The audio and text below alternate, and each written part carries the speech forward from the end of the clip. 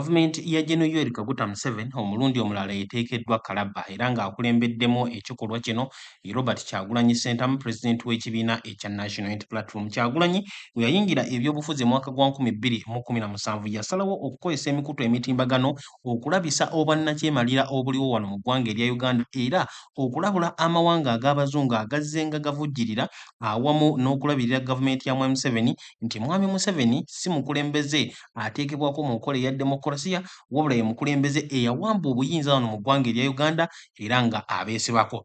Robert Kyagulanyi Ssentamu agenze mu maaso okwogerera nga ayitira ku mikutu emitimba emigattabantu oluvannyuma lw'okuba nga tukimanyi bulungi nnyo nti mu kaseera kano aliira ku nsiko wabula omulundi ogwasookera ddala weyogererako mu maaso ga Geneva Summit etegekebwa wali eri mu kibuga Geneva mu ggwanga erya Switzerland gwali mwaka gwa 2022 era twali twakava mu kalulu k'omwaka gwa 2021 Kyagulanyi n'asobola okutegeeza ensi yonna biki ebiriwo mu ggwanga erya Uganda ne ku mulundi guno newankubadde ali mu buwaŋŋanguse newankubadde tasobodde kubeerayo mu buntu Robert Kyagulanyi Ssentamu asobodde okukomerera gavumenti ya Yoweri Kaguta Museveni era n'ayongera okuteeka akazitone ku mawanga ag'ewabweru gateeke envumbo ku Mwami Museveni ne mutabani we awamu n'ebirala bingi nnyo by'asobodde okuba nga ayogera. Gwampuliriza era laba ogwa Point Media yugi butereevu katubeere nga tugenda mu katambi kano okulaba biki Kyagulanyi byayogedde ate bwe tukomawo ngenda kuba nkukolera analysis ku nsonga ez'enjawulo awamu n'okuvuunulira awo woyinza okuba nga tutegedde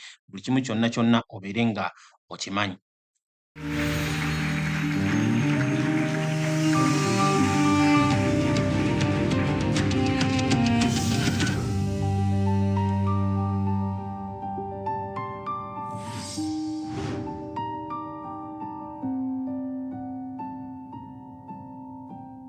Distinguished guests, freedom fighters and human rights activists from all over the world, ladies and gentlemen.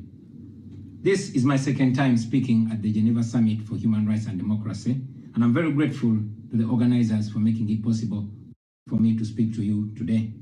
In 2022, I spoke about a country that I call home, Uganda, a nation of 50 million people living under the violent military dictatorship of Yoweri Museveni, who has for 40 years twisted the law and used the military to stay in power. I told you of how I ran for president against him in 2021, how it was the most violent political campaign yet, and how he massacred hundreds of our people on the 18th and 19th of November 2020. How he shut down the internet on the eve of the election, imprisoned me inside my home for weeks, and then declared himself winner of the 2021 presidential election. Now, it is 2026, and here I am again, speaking to you at the Geneva Summit.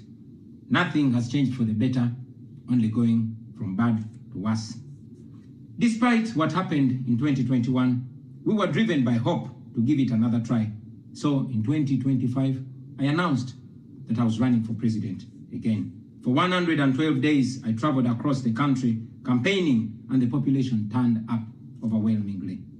Yet again, our campaigns were violently attacked, our supporters were murdered, we were blocked from reaching many places, and were also blocked from several media stations. As usual, Museveni shut down the internet again, this time 3 days to the election. And what happened thereafter was not an election, but a military operation. The election was so rigged to the point that even at the polling station where Museveni voted for, he got much more votes than the actual registered voters in the register. Our polling agents in several places were arrested and whisked away. Several of our party officials were arrested and many abducted. 2 female deputy presidents of our political party were abducted and held incommunicado in a military barracks for 3 weeks before being thrown into a prison where they are languishing right at this moment. The military was deployed on our streets, shooting on spot whoever dared to challenge the criminality.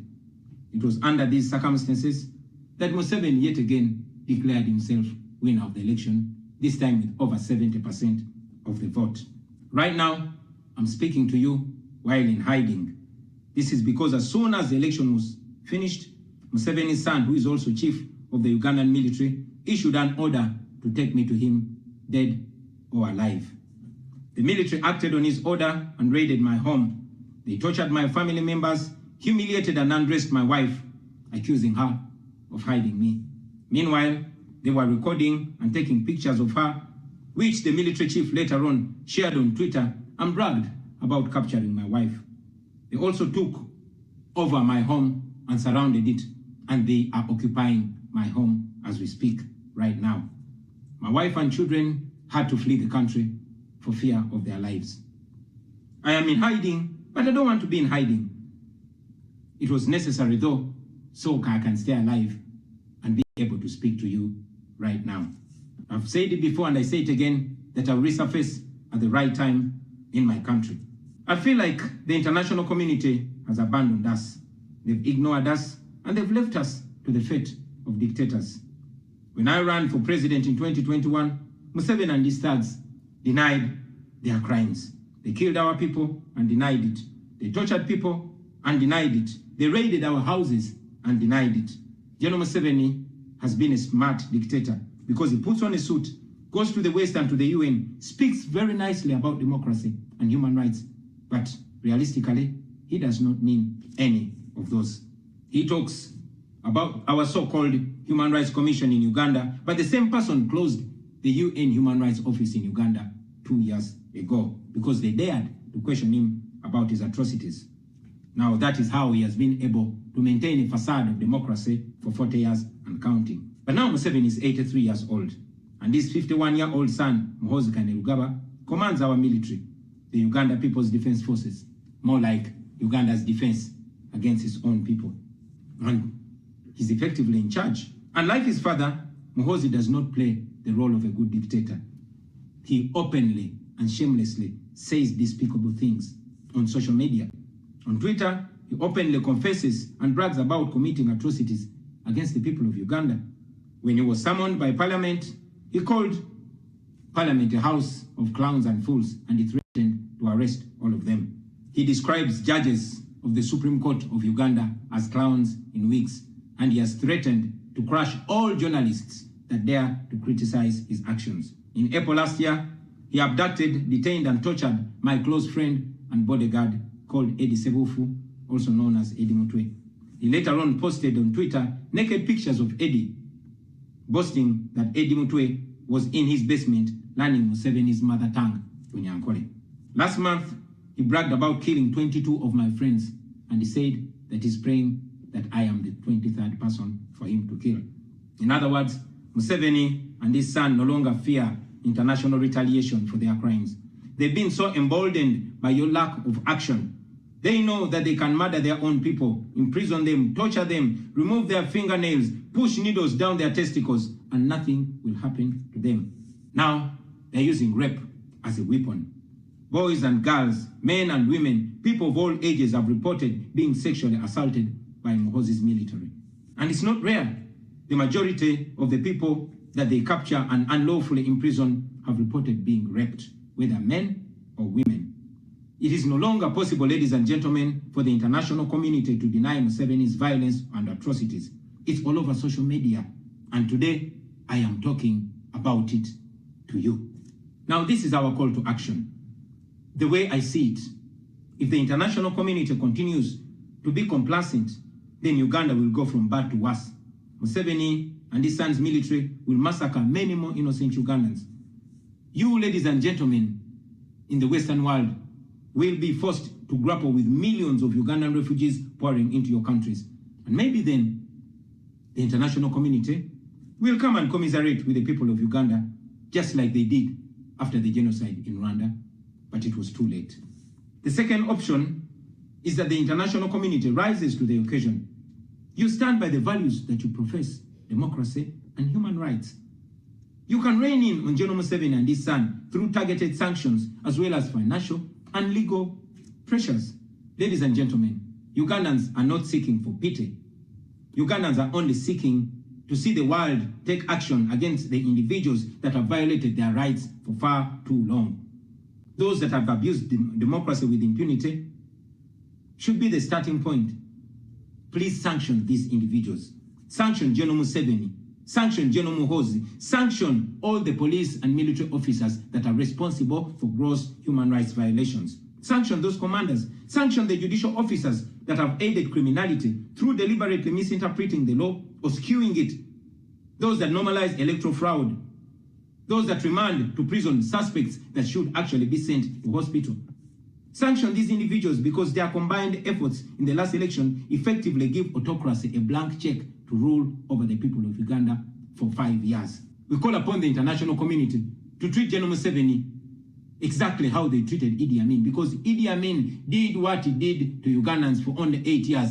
Museveni has done much worse to the people of Uganda, and it has been for 40 years and counting. Because of the inaction of the international community, Museveni's mode of dictatorship and human rights violations is being seen as acceptable in the region, and it must be stopped before it is exported to other countries in the region and in the continent. We ask the international community not to recognize Museveni's regime because it is not legitimate.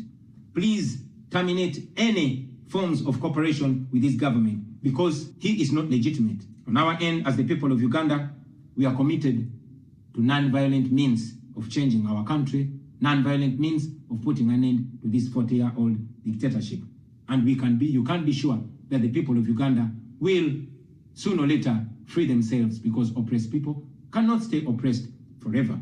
With your help, friends, with the help of the international community and development partners, we can change our country. We can liberate Uganda before it is too late. I thank you for listening to me, for God and my country. Oyo ye mukulembeze ow'ekibiina ekya National Unity Platform, Robert Kyagulanyi Ssentamu, era eyo ye speech ye yonna yonna nga bw'agikoze wali eri ku Geneva Summit for Human Rights and Democracy.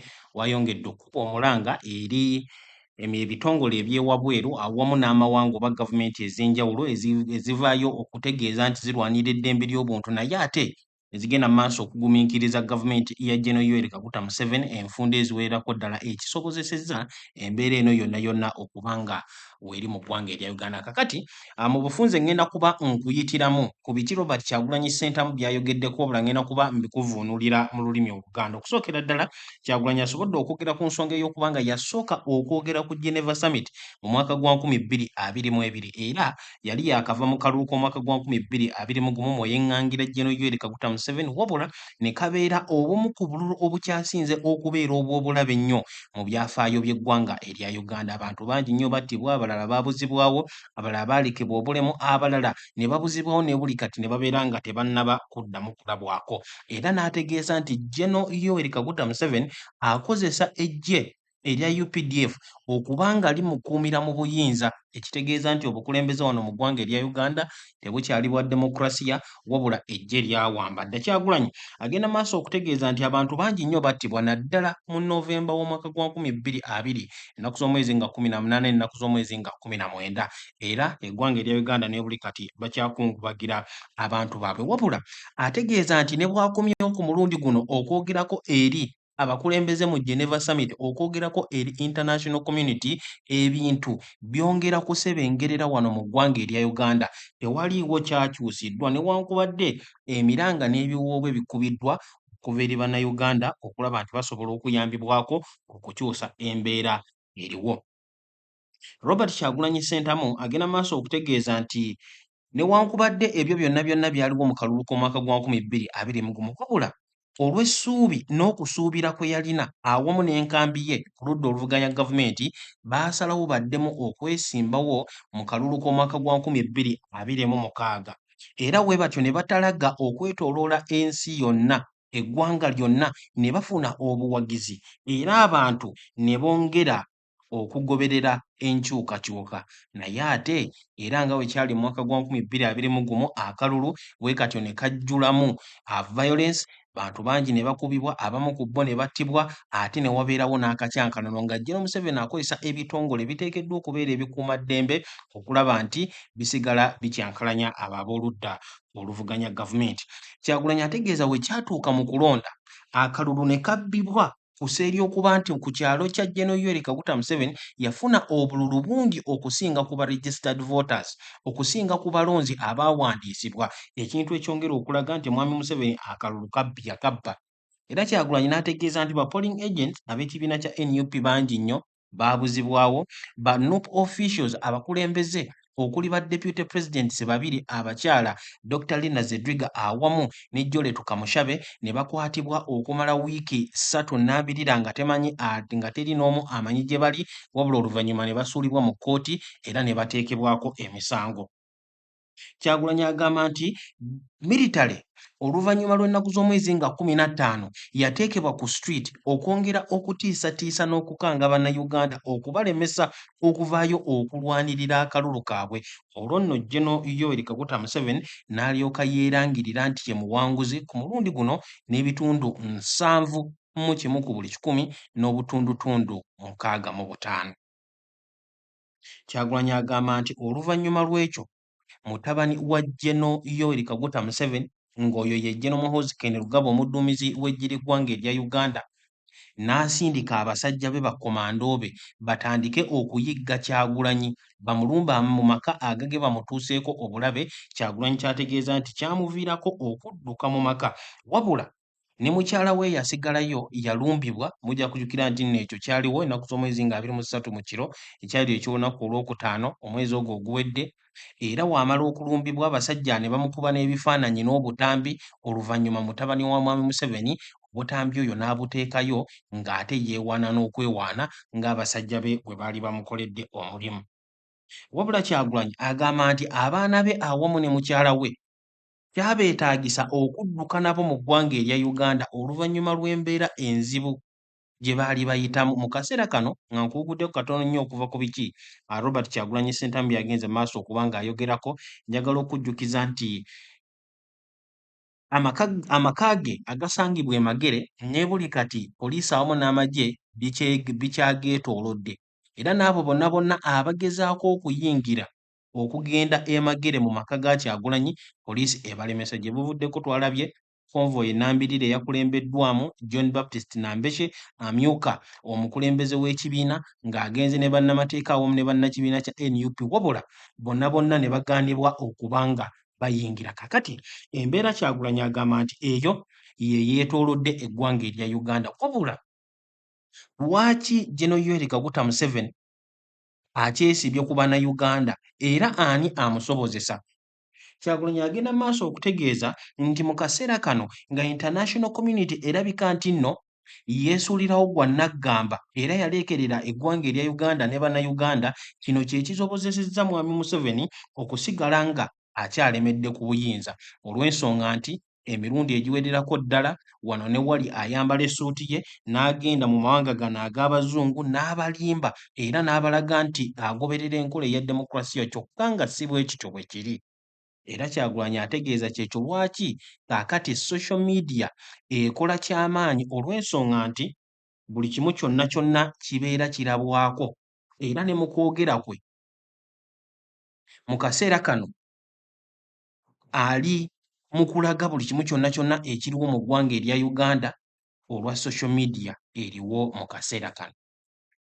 Robert Kyagulanyi Ssentamu agenda maaso ng'agamba nti ate mu kiseera kino olw'okuba abamawanga ag'abazungu bano international community beesuuliddeyo gwa naggamba ne mutabani we General Yoweri Kaguta Museveni, General Muhoozi Kainerugaba afuuse nnakyemalira omuto ng'asinziira ku mukutu ogwa X n'ava nayo ne yeewaako obujulizi obw'ebiki byali mu kutuusa ku bannayuganda. Eddie Mutwe bodyguard we kye yamukola mu Mmeeyi w'omwaka gwa 2025 n'avaayo n'ateekayo ekifaananyi ng'amwambudde era ng'ali mu kumutulugunya. Awamu n'ebintu ebirala bingi nnyo. Ate n'atakomaawo wabula n'ebitongole nga Parliament oba Uganda Human Rights Commission nabyo byennyini n'abiyisaamu amaaso nga kw'otadde n'essiga eddamuzi lyennyini. Kaakati mwami Robert Kyagulanyi Ssentamu agamba nti olw'okuba international community yeesuuliddeyo gwa naggamba, kino eno kye kiri mu kusobozesa n'okuwa General Museveni ne gavumenti ye amaanyi ne babeera nga bali mu kutemula bannayuganda babasiba, nga kaakati n'ogw'obuliisamaanyi kiri mu kukozesebwa nga ekyokulwanisa ng'abantu bangi nnyo abasibiddwa bavuddeyo okwemulugunya naddala abakyala nti abasirikale oba bannamagye babatuusaako ogwa buliisamaanyi. Abantu bangi nnyo ne babuzibwawo naye buli kati nga tebannaba kulabwako. obwannantagambwako buno bwonna Kyagulanyi agamba nti international community yeebusobozesa Mwami Museveni okuba nga abukola. Wabula agamba nti kaakati ensi yonna emanyi era tewali ngeri yonna international community gy'esobola kwegaana kuba nti ebikyamu bikolebwa mu ggwanga erya Uganda. Era omulanga gwe Kyagulanyi mu kwogera kwe agamba nti gwe guno wammanga. Wuliriza bulungi wali ku Point Media UG. Agamba nti omulanga baagala international community ebeere nga ekomya okusirika olw'ensonga nti okusirika kwabwe kuviirako embeera mu ggwanga erya Uganda okuva mu kubeera embi n'esajjuka busajjusi n'esinga nawo. Era n'abategeeza bayimiririre ku ebyo bye bagamba bulijjo bye balwanirira, enkola eya demokulasiya n'eddembe ly'obuntu. Babiteeke mu nkola, bateekewo obukwakkulizo awamu n'amateeka. Bateeke envumbo ku Gen. Yoweri Kaguta Museveni awamu ne mutabani we. Babeere nga baanikula olw'ebikolobero bye bagenze mu maaso okuzza ku Bannayuganda. Era omukulu Kyagulanyi n'ategeeza nti Bannayuganda tebeetaaga kusaasirwa. Tebeetaaga kubatunuulira na kisa, nedda beetaaga bikolwa okubaggyako oba okubataasaako omusajja eyeesibye ku bukulembeze. Era bw'atyo n'ategeeza nti Mwami Museveni naye alina okuyisibwa mu ngeri y'emu nga Idi Amin Dada gye yayisibwamu, newankubadde ye ebikolobero bye yakola ku Bannayuganda yabikolerera emyaka 9 oba 8 gyokka, wabula Mwami Museveni kaakati ali mu myaka 4 ate akoze ebikyamu ennyo n'ebibi nnyo okumala ebbanga ddene kubanga tateekebwako kkomo. Era agamba olw'okuba international community esirise, ebyo Museveni by'akola birabwa nga ebikkirizibwa mu kaseera kano kubanga abakulu abazungu, amawanga ag'abazungu Bulaaya, Amerika n'amalala tegavaayo kubyemulugunyaako era okukola kyonna kyonna ekisoboka okubiteekako ekkomo. Mu bufunze, Geneva Summit for Human Rights and Democracy, Robert Kyagulanyi Ssentamu gy'asobodde okwogererako bw'etyo bw'erabise okuba ng'egenda era ebyo by'asobodde okuba nga ayogerako. Sigenda kusukkawo wano. Mwebale nnyo, mwebalire ddala mwenna abasobodde okuba nga mukyekuumira ku mukutu, kambaagalize olw'eggulo olulungi, olunaku olulungi, wonna w'osinzidde okulaba akatambi era mukadde wonna w'osobodde okuba nga okalabira. Mubeere bulungi era mweraba.